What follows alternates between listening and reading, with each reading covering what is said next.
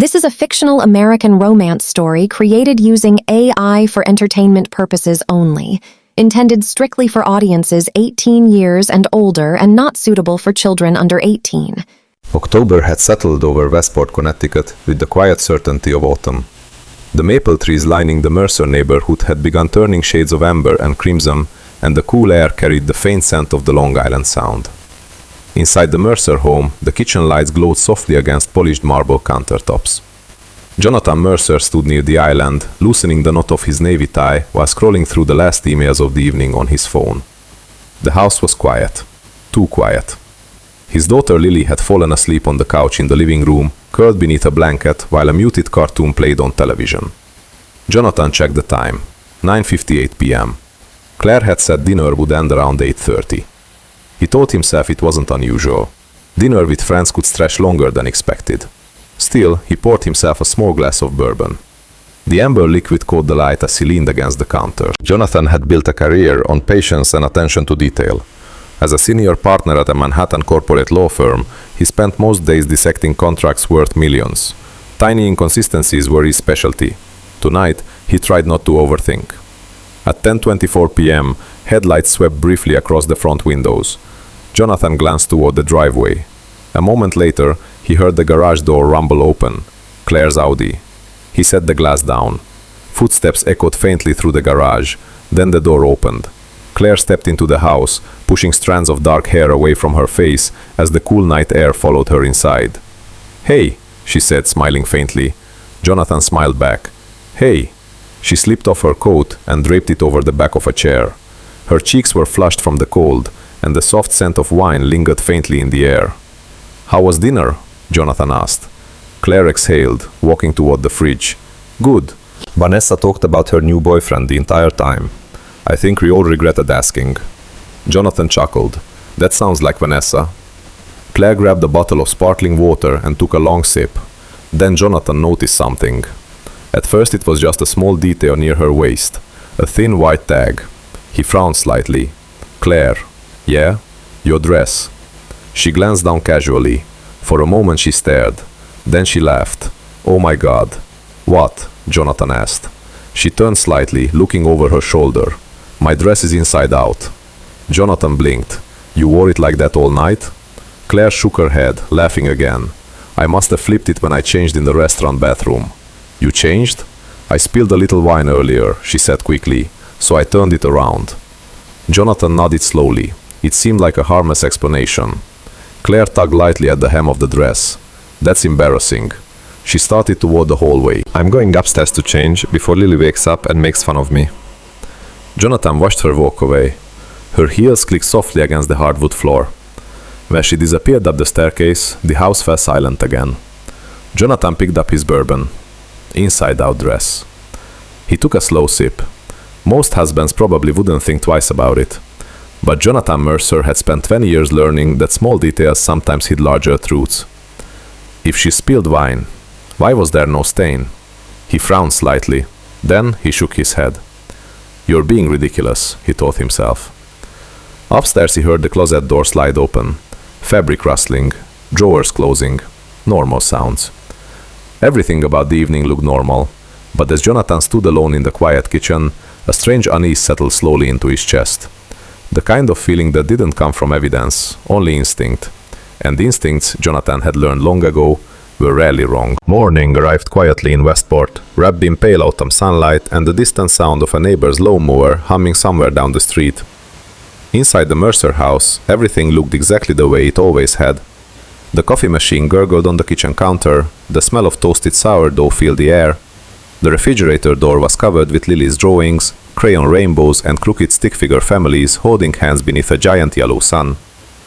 If a stranger walked in, they would have seen a perfect American morning.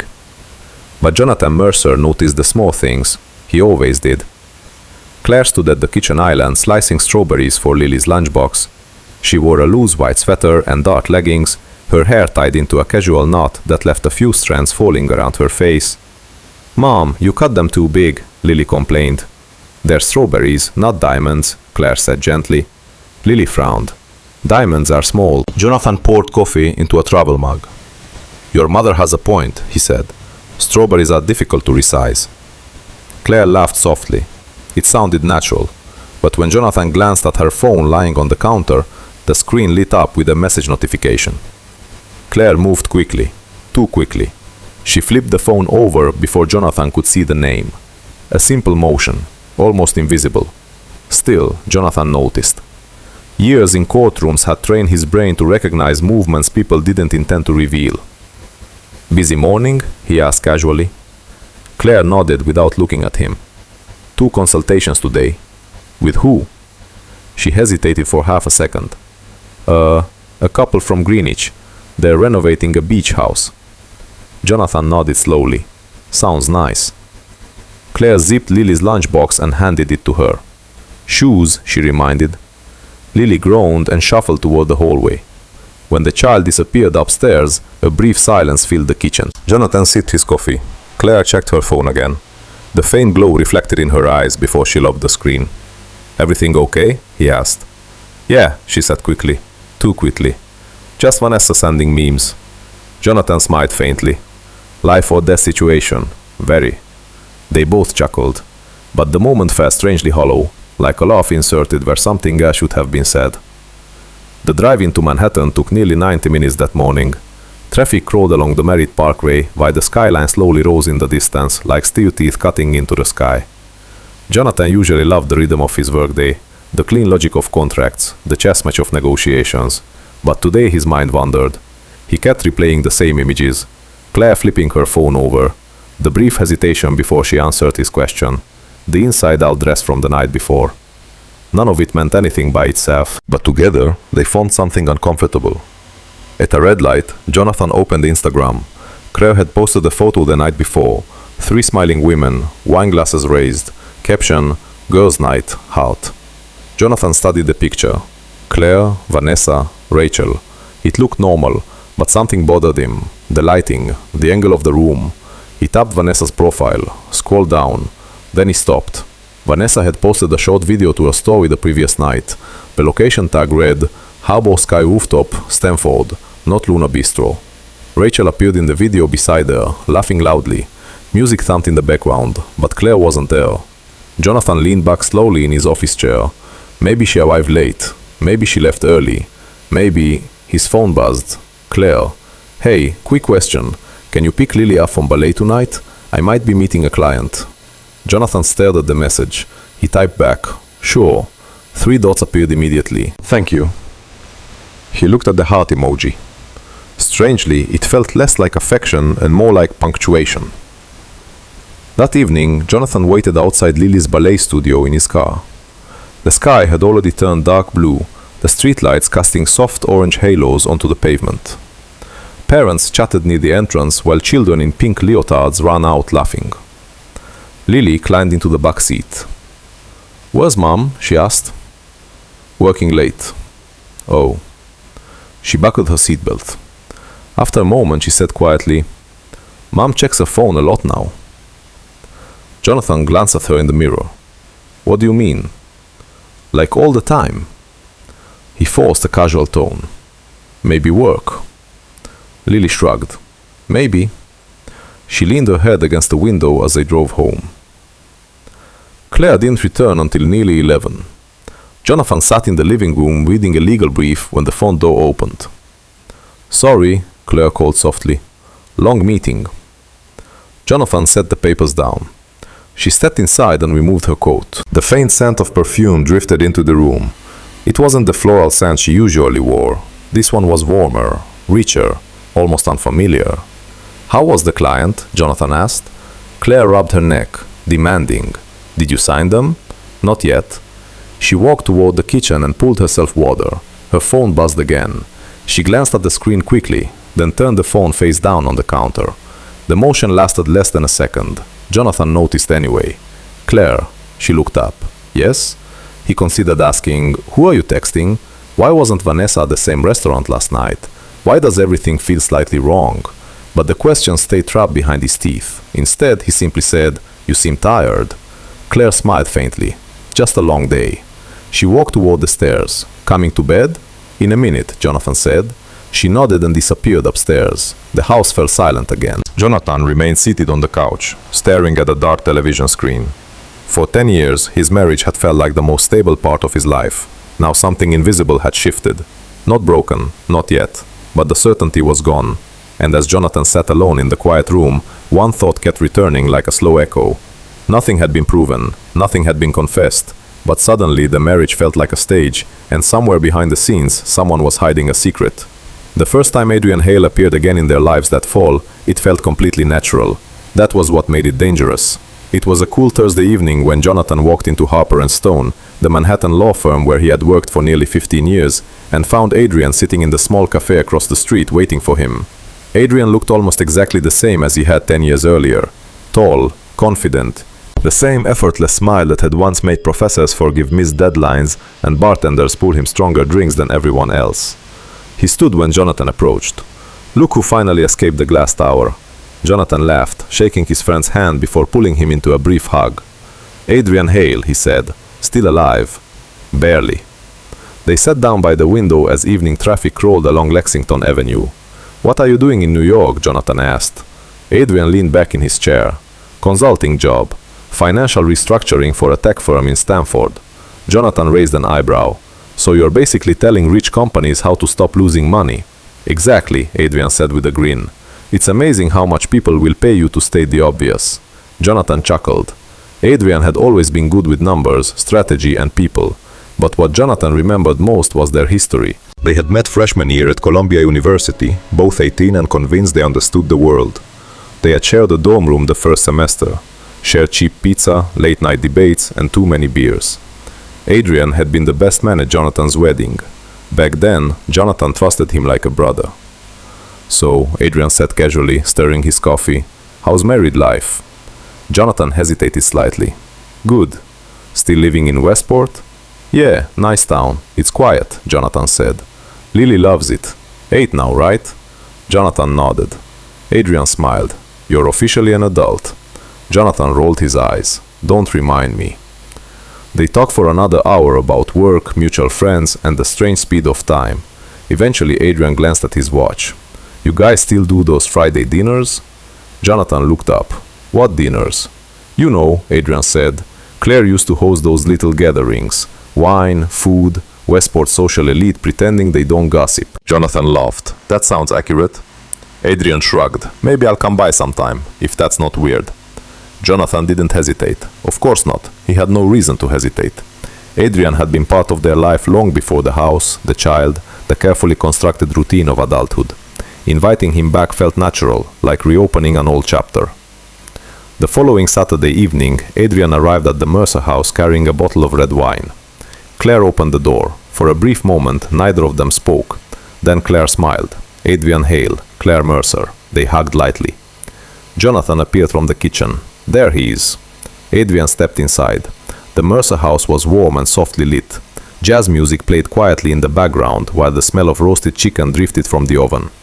"Wow," Adrian said, looking around. "This place is incredible." Claire laughed. "That's the nicest thing anyone said about my work all week." Jonathan poured 3 glasses of wine. "To old friends," Adrian said, raising his glass. They clinked. For the first hour, everything felt easy. They sat around the dining table telling old stories from college. Claire laughed often, asking Adrian questions about places he had traveled for work. "Singapore?" she said. Adrian nodded. 6 months. That sounds amazing." "It's mostly meetings," he said, "just with better food." Jonathan watched them talk. Claire leaned forward slightly when Adrian spoke. Her eyes stayed on him a little longer than usual. Jonathan told himself he was imagining things. Adrian had always been charming. People naturally gravitated toward him. Still. Later that night, while Jonathan was in the kitchen rinsing dishes, he heard their voices from the living room. Lower now, quieter. Claire was asking something. "So you're back in Connecticut now?" "Mostly," Adrian replied. "That's close to Westport." "Yeah." A pause followed. Jonathan dried his hands slowly. Then he walked back into the room. The conversation stopped. Not abruptly, but noticeably. Claire glanced toward him. "Oh," she said lightly. "We were just talking about how Adrian should visit more often."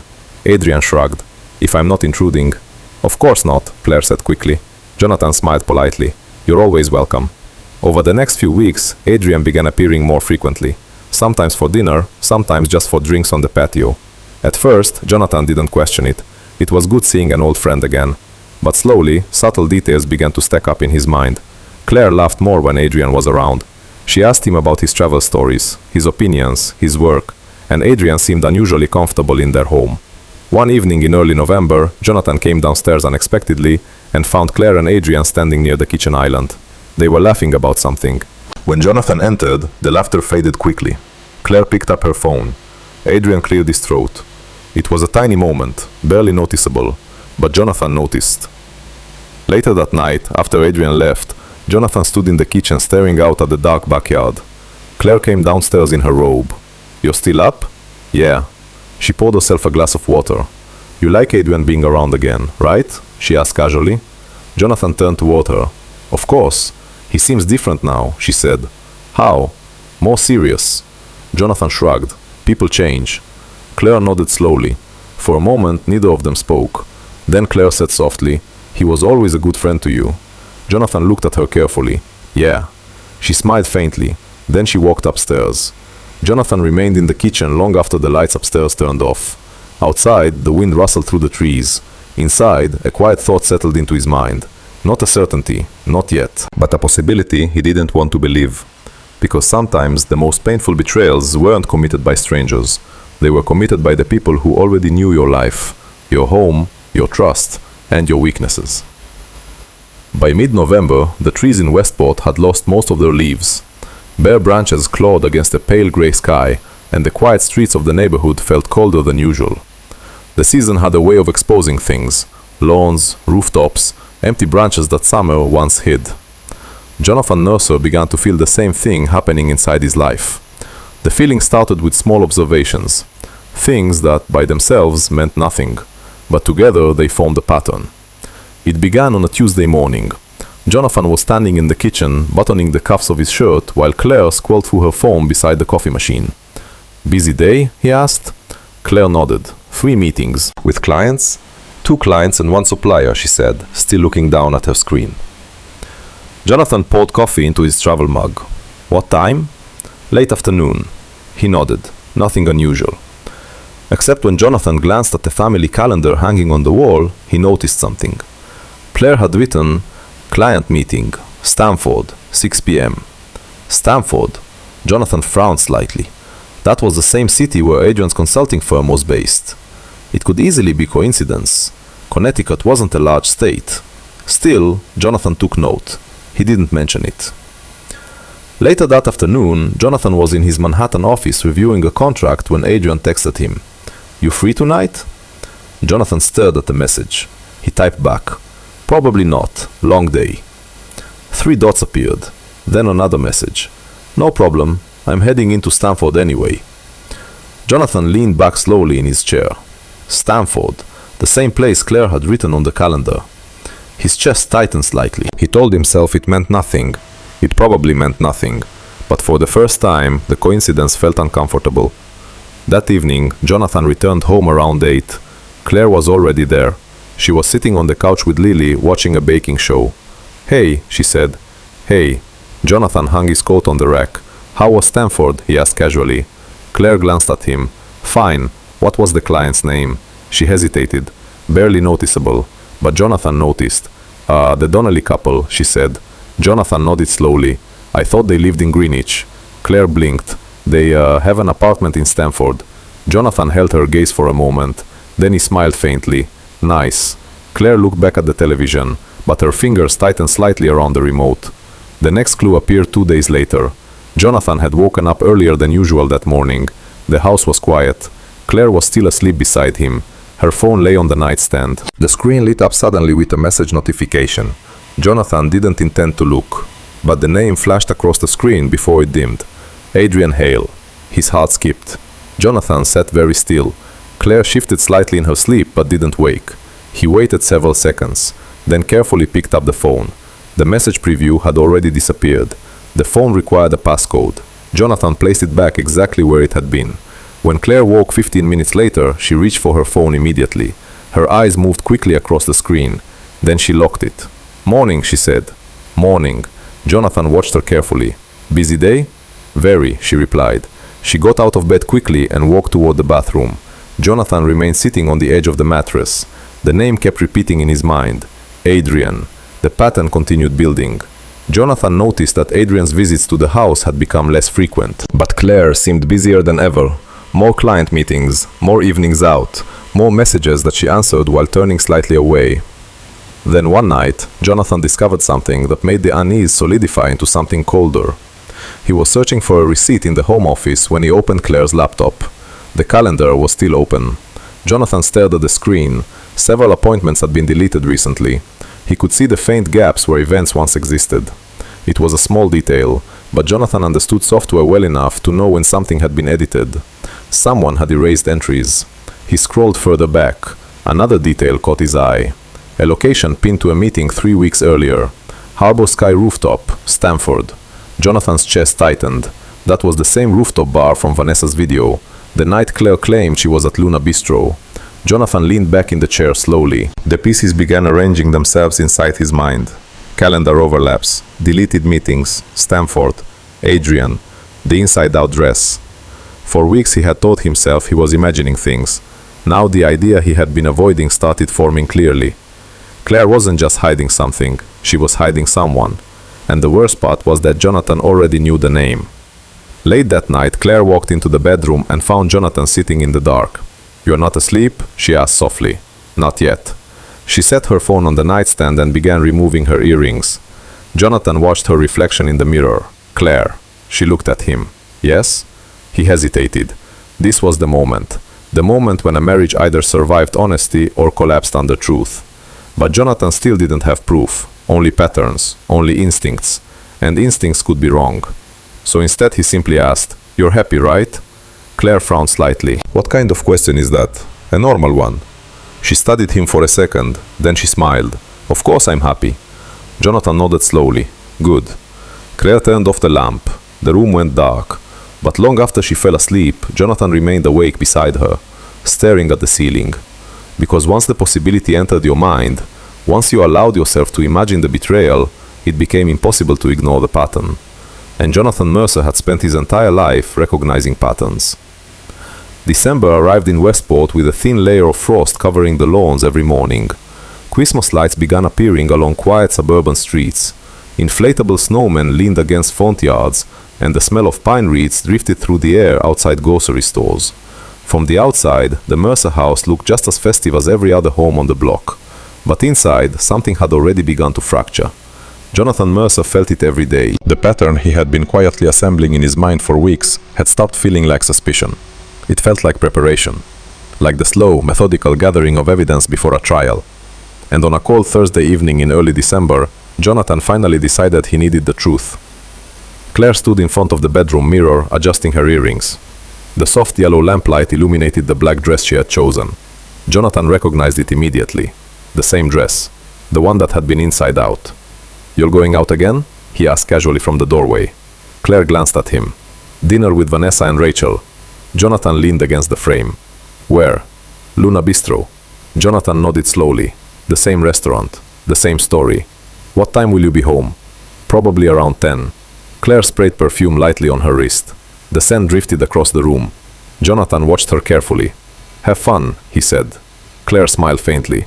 "Thanks." She grabbed her coat and phone and headed downstairs. A few minutes later, Jonathan heard the garage door open, then close. Silence returned to the house. Jonathan remained standing in the bedroom. His heart was beating harder than he expected. For weeks he had told himself he was imagining things. Tonight he would know. 20 minutes later, Jonathan was sitting in his car 2 blocks away from his own house. The engine idled quietly. The cold night air fogged the window slightly. He watched the street carefully. Claire's Audi was nowhere in sight. Jonathan checked the time. 7:18 p.m. If she was heading to Luna Bistro, she should have taken the highway toward Westport's town center. Instead, Jonathan pulled out his phone and opened the location sharing app they had installed years ago for convenience.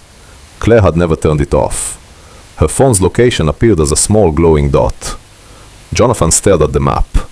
The dot wasn't moving toward Luna Bistro. It was heading toward Stamford. Jonathan exhaled slowly. His chest felt hollow. He started the car. The drive to Stamford took nearly 40 minutes. Traffic was light. Christmas music played faintly from the radio, cheerful and completely out of place. Jonathan turned it off. The small glowing dot on his phone stopped moving. The location settled on a familiar name, Harbour Sky Rooftop Bar. Jonathan parked across the street. The building rose above him, glass windows glowing against the dark sky. Music drifted faintly down from the rooftop level. People walked in and out of the entrance, laughing, bundled in winter coats. Jonathan sat there for a moment. His hands were steady, his breathing calm, the calm of someone who already knew the verdict. Finally, he stepped out of the car. The elevator ride to the rooftop bar felt strangely slow. When the doors opened, warm air and music spilled out into the hallway.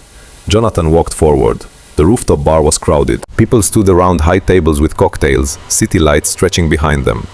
Jonathan scanned the room, and then he saw them. Claire stood near the far railing. Her back was turned slightly toward the crowd. Across from her stood Adrian Hale. They weren't touching, not yet, but the way they looked at each other said more than anything physical could. Claire was smiling softly, the kind of smile Jonathan hadn't seen directed at him in a long time. Adrian said something that made her laugh quietly. Then he reached out. His hand brushed a strand of hair away from her face. Claire didn't pull back. She leaned closer. Jonathan felt something inside his chest collapse. Not loudly, not violently, just quietly, like a beam snapping deep inside a structure. Claire placed her hand lightly on Adrian's arm. Adrian lowered his head slightly. Their foreheads nearly touched. That was enough. Jonathan walked forward. Claire. His voice cut through the noise like glass breaking. Claire froze. Slowly, she turned.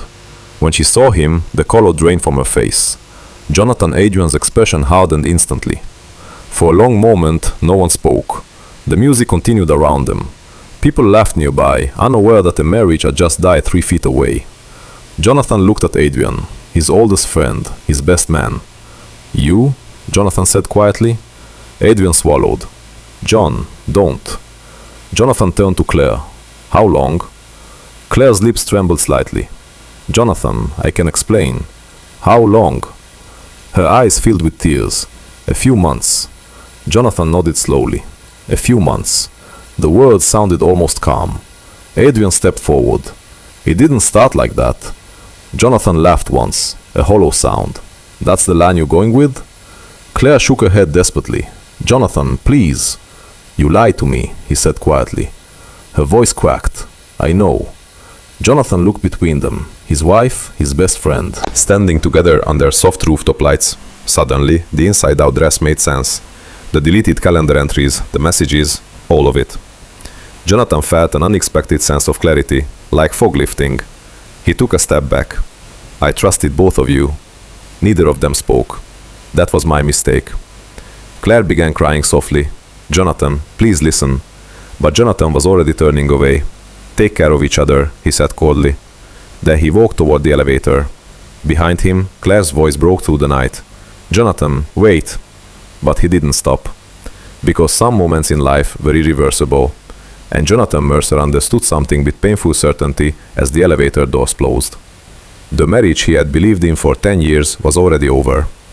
Snow arrived in Westport 3 days after the night at the rooftop bar. It fell quietly through the early morning sky, covering rooftops, sidewalks, and empty streets with a thin white layer that softened the world's edges. Inside the Mercer house, however, nothing felt soft. The silence had changed. It was no longer the comfortable quiet of a long marriage. It was the cold distance between two people who suddenly realized they no longer knew each other. Claire had barely spoken since that night. Jonathan hadn't asked her anything. He didn't need to. The truth had already been spoken without words on that rooftop. But there was still one conversation left, and Jonathan knew exactly who it needed to be with. Adrian Hayes' office sat on the 12th floor of a modern glass building in Stamford. The reception area smelled faintly of polished wood and expensive coffee. Jonathan stood at the desk. "I'm here to see Adrian Hale." The receptionist glanced at the schedule on her screen. "Do you have an appointment?" Jonathan met her eyes calmly. "No." A moment later, Adrian's voice came from the hallway. "It's fine, I'll take him." Jonathan turned. Adrian stood near the doorway, his expression guarded. "Come in," he said quietly. Adrian's office overlooked the grey winter water of the harbor. For a few seconds, neither man spoke. Jonathan remained standing near the desk. Adrian closed the door behind him. Jonathan cut him off. Don't. Adrian nodded slowly. Okay. Silence filled the room. The weight of 15 years of friendship sat between them like something fragile and broken. Jonathan studied Adrian's face, the same face he had trusted for half his life. Do you remember freshman year? Jonathan asked. Adrian blinked. What? Columbia, Jonathan continued calmly. Dorm room with the broken radiator. Adrian exhaled slowly. Yeah, I remember. We used to stay up until 3 in the morning arguing about philosophy. Adrian managed a faint smile. You always lost those arguments. Jonathan ignored the comment. You stood next to me at my wedding. The smile faded. Yes. Jonathan looked around the office. You held Lily when she was born. Adrian's jaw tightened. I know. Jonathan nodded slowly. Good. The word landed like a quiet verdict. Adrian stepped closer. I never planned this. Jonathan looked at him. That's not comforting. Adrian ran a hand through his hair. It started with conversations. Jonathan laughed softly. That's the classic line, Adrian. I'm serious. Jonathan crossed his arms. Then explain it to me. Adrian hesitated. Finally he said quietly. She was lonely. The words hung in the air. Jonathan felt a sharp flash of anger, but his voice remained calm. So that makes you the solution? Adrian shook his head. That's not what I meant. Then what did you mean? Adrian stared at the floor for a moment before speaking. You were never home. Jonathan's eyes narrowed. I was working. I know. For my family. Adrian nodded. I know that too. Jonathan's voice hardened. So you decided to take my place? That's not what happened. Really? Jonathan said. Because that's exactly what it looks like. Adrian didn't answer. The silence confirmed more than any words could. Jonathan stepped closer. How long? Adrian looked up. A few months. Jonathan nodded slowly. That's what Claire said. Another silence filled the office. Outside the window, snow drifted across the grey harbor water. Jonathan spoke again, quieter now. Did you love her? Adrian hesitated. Then he answered honestly. I thought I did. Jonathan let out a breath. And now? Adrian didn't respond immediately. Finally he said, I don't know. Jonathan studied him carefully. You destroyed a marriage for something you're not even sure about. Adrian's shoulders sagged. I know. Jonathan's voice dropped lower. You destroyed a friendship too. Adrian's eyes flickered with regret. I never wanted to hurt you. Jonathan laughed again. A quarter laugh this time. That might be the most ridiculous sentence anyone has ever said to me. Adrian didn't argue. He simply stood there, absorbing the weight of it. After a moment, Jonathan spoke again. You know what the worst part is? Adrian looked up. I trusted you more than almost anyone. Jonathan's gaze was steady. That was my mistake. Adrian's voice softened. John, I'm sorry. Jonathan studied him for a long moment. Then he shook his head. You're not sorry. Adrian frowned. Yes, I am. No, Jonathan said quietly. You're sorry you got caught. The words landed like a hammer. Adrian looked away. Jonathan turned toward the door. Jonathan. Jonathan paused but didn't turn around. You don't get to say my name anymore. Adrian's voice broke slightly. What happens now? Jonathan finally faced him one last time. What happens now, he said calmly, is that you disappear from my life. Adrian didn't speak. Jonathan opened the door, but before leaving, he added one final sentence. And if you have any decency left, Adrian looked up, you'll disappear from Claire's life too. Jonathan walked out without waiting for an answer. Outside the building, the cold air hit his face sharply. Snow continued falling across the parking lot. Jonathan stood there for a moment. 15 years of friendship had ended in a 15-minute conversation. And strangely, he didn't feel rage anymore. Just something quieter, something heavier. Acceptance. Because sometimes betrayal doesn't explode like a storm. Sometimes it simply reveals the truth that had been hiding underneath everything. Jonathan got into his car. There was still one final conversation waiting for him at home, and that one would be harder. 5 years can pass quietly, not with the dramatic explosions people imagine when a life collapses, but with the slow, steady ticking of time. Days stacking into months, months dissolving into years. For Jonathan Mercer, the years after the divorce became a long process of rebuilding something that had once seemed permanently broken. For Claire Mercer, those same years slowly dismantled the life she had once taken for granted. The divorce finalized the following spring. Westport was just beginning to warm again, the trees blooming pale pink and white along the quiet streets where Jonathan and Claire had once walked together, pushing Lily in a stroller. Now the courthouse smelled faintly of old paper and coffee. The judge spoke calmly, efficiently, legal language turning a decade of marriage into a few paragraphs of documentation. Shared assets divided, custody arranged, signatures placed at the bottom of printed pages. Claire cried quietly through most of it. Jonathan did not. When the final papers were signed, Jonathan simply stood, shook his lawyer's hand, and walked outside into the sunlight. It felt strangely peaceful. Not happy, but peaceful, like finally closing a door that had been swinging open in the wind for too long.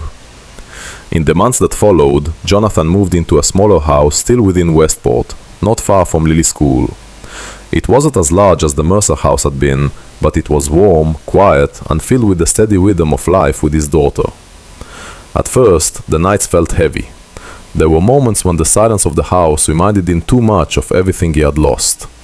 But Jonathan had always been a man who responded to pain with discipline. He worked harder, longer hours, more cases, more responsibility at the firm.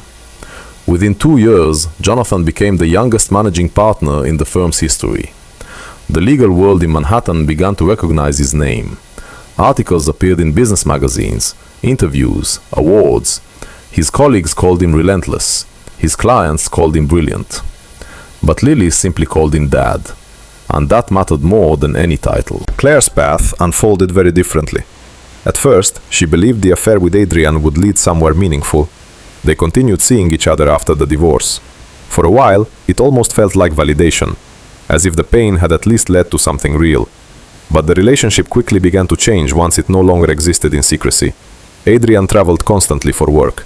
The excitement that once surrounded their meetings slowly faded. Arguments began appearing where laughter had once been.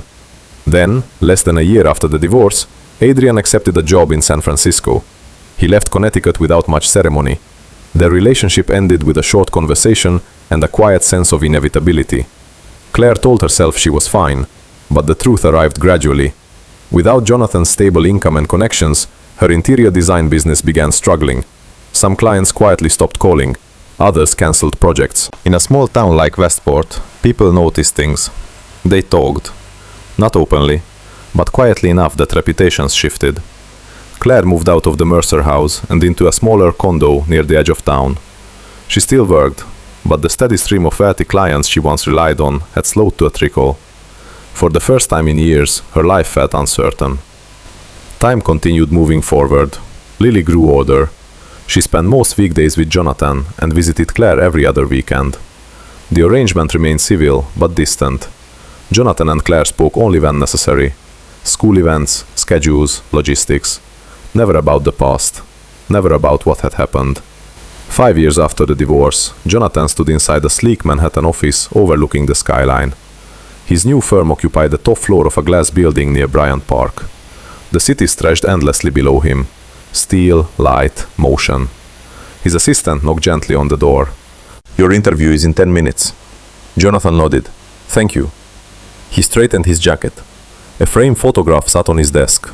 Lily, now 13, smiling widely with braces and wind-blown hair during a hiking trip in Vermont. Jonathan picked it up briefly. The past still existed, but it no longer controlled him. He had rebuilt something stronger, something calmer, something that didn't depend on anyone else's choices. Across town, Claire sat alone in a small apartment kitchen. Rain tapped softly against the window. Her laptop screen displayed emails, most of them unanswered proposals, a few rejections. One message from a former client politely declining a renovation project. Claire closed the laptop slowly. Her reflection appeared faintly in the dark screen. 5 years had changed her. Not dramatically, but enough. The bright certainty she once carried had faded. And in the quiet moments, late at night or on rainy afternoons like this, one realization returned again and again. She had traded stability for something temporary, and the cost had been far greater than she ever imagined. That evening, Claire drove past Jonathan's neighborhood on her way home from a meeting. The streets looked exactly the same. Quiet, safe, warm light glowing behind large windows. For a moment, she slowed the car. Jonathan's new house stood at the end of a tree-lined street. Through the front window, she could see him inside. Jonathan stood in the kitchen talking with Lily, who was laughing about something. The scene looked peaceful, simple, real. Claire's chest tightened painfully. For years she had convinced herself that life would somehow rearrange itself, that the consequences of her choices would eventually soften. But watching them through that warm window light, she finally understood something with brutal clarity. Some things, once broken, could never truly be restored. Claire drove away slowly, but the weight of that realization followed her all the way home. And somewhere deep inside, a quiet regret had begun to grow. One that would eventually lead her back to Jonathan's door.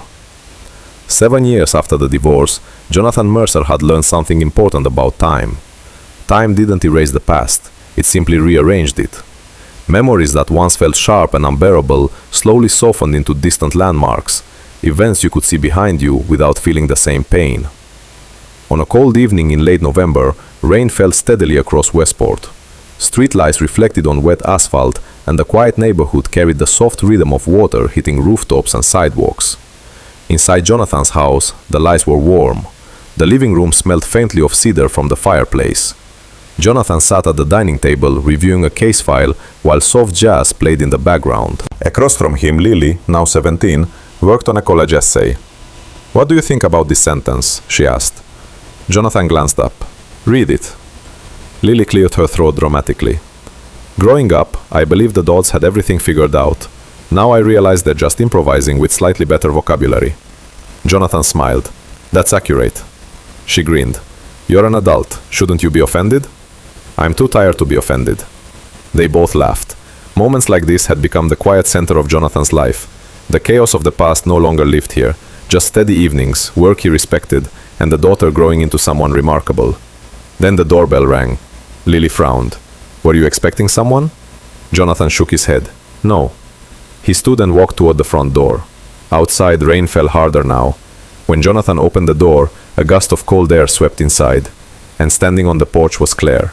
For a moment, neither of them spoke. 7 years had changed her. Not dramatically, but enough. Her hair was shorter now. Her coat looked worn from too many winters. Rain clung to her face, and her eyes carried a quiet exhaustion Jonathan had never seen before. "Hi," she said softly. Jonathan stood still in the doorway. Claire. The name felt unfamiliar after so many years. She tried to smile.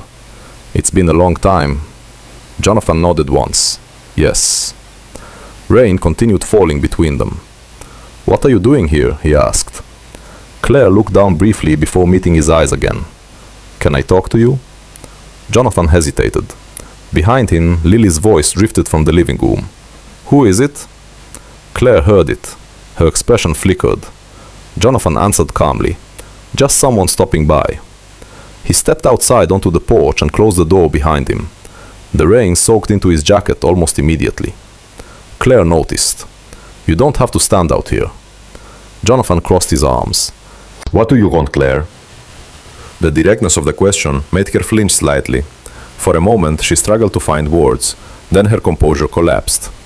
"I made the worst mistake of my life," she said quietly. Jonathan didn't react. Claire's voice trembled. "I thought I understood what I was doing back then. I thought I was choosing something that made me happy." Rain slid down her cheeks, mixing with tears. "I was wrong."